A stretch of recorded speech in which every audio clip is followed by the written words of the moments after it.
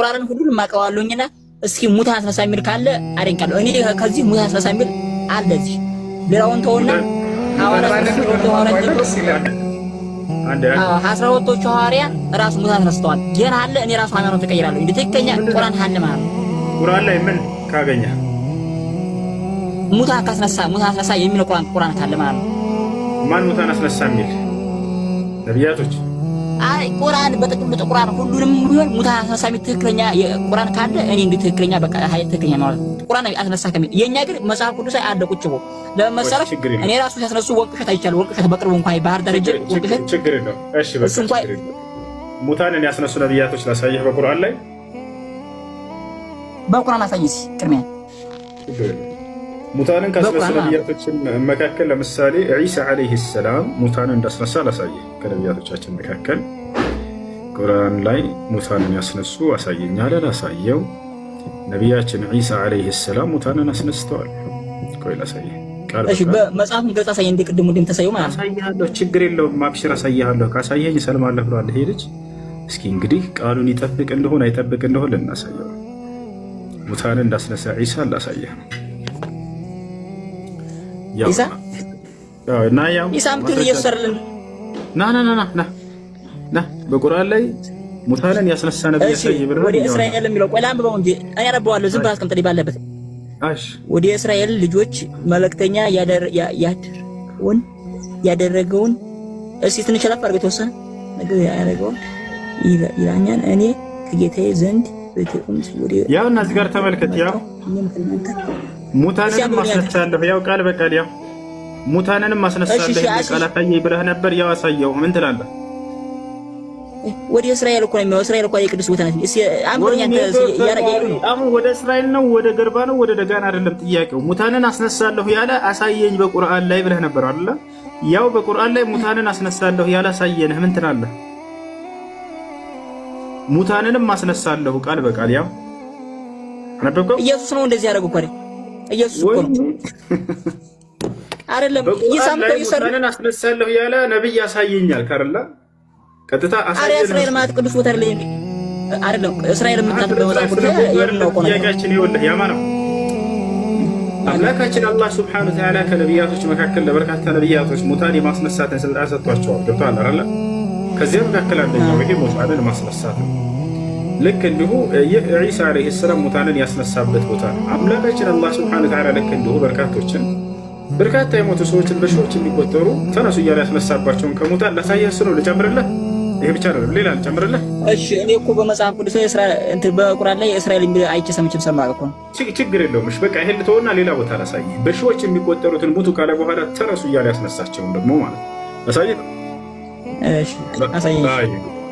አይ እንደሱ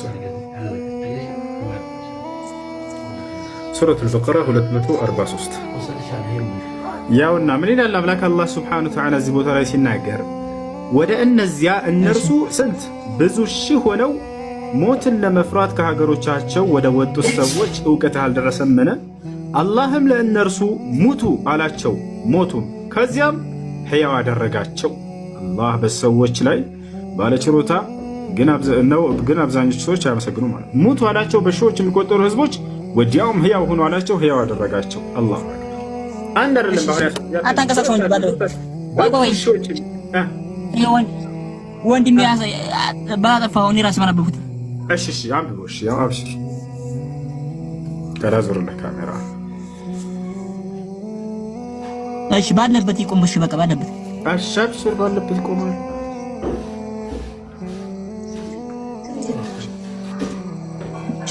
ወቃትን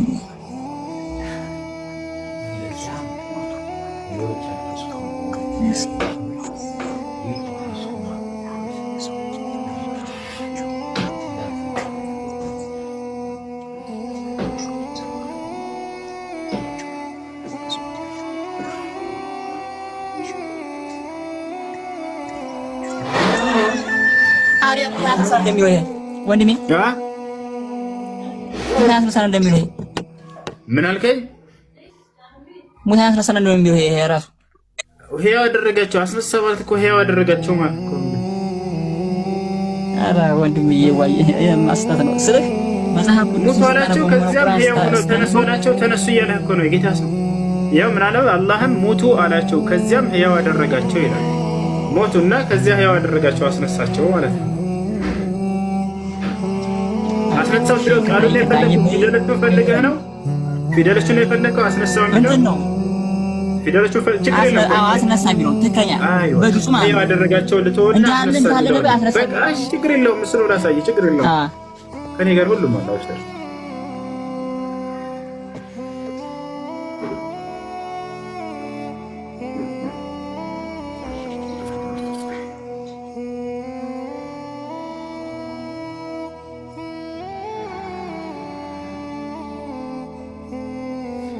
ያ አስነሳ የሚለውን ቃል በቃል ለፈልጉ ነው አላሳየም።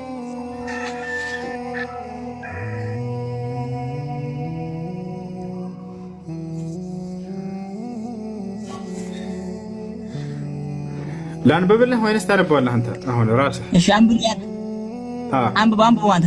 ወይንም ያንን በከተማ ላይ እሺ፣ አዎ ወይንም ያንን በከተማ ላይ እርሷ በጣራዎቿ ላይ የወደቀች ስትሆን ያለፈውን ሰው ቢጤ አላየህምን? ይህችን ከተማ ወይንም ከተሞች በኋላ አላህ እንዴት ሕያው ያደርጋታል አለ። አሁን በደንብ አዳም። አላህም ገደለው።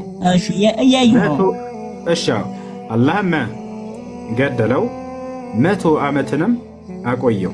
ይታያል ልጆች፣ 100 ዓመትንም አቆየው። ከዚያም ምን ይላለች? አንብባት። ምን ትላለች? እቺ አስነሳው ነው የሚለው። አላሁ አክበር። ቅድምም ብሏል። ሕያው ያደረገው የሚለውን አልፈልግም፣ አስነሳው የሚለውን ፊደሉን ነው የምፈልገው አለ። አስነሳው አለ። ቃል ያ አላህ ሱብሓነሁ ወተዓላ ያው ማስረጃ አስነሳው ቢል በቃ አሁን ከመስለም ምንድን ነው ያገደህ? ለምንድን ነው እስልምና ነው አትቀበሉ?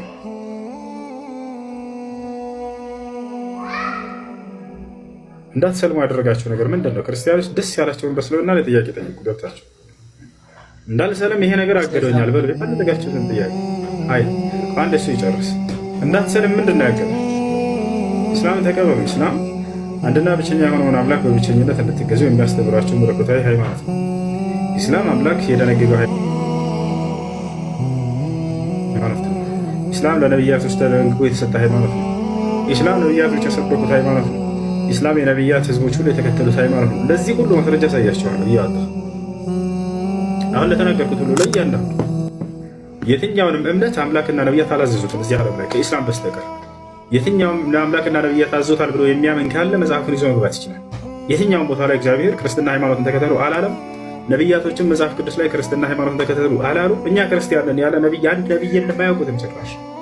ነገር ግን ወደ ኢስላም ስትመጡ ጊዜ ነቢያቶች ሁሉ አዘውታል፣ አምላክም አዘውታል። ነቢያቶች ሰብከውታል ለትውልዶቻቸው ለልጆቻቸው ሁሉ።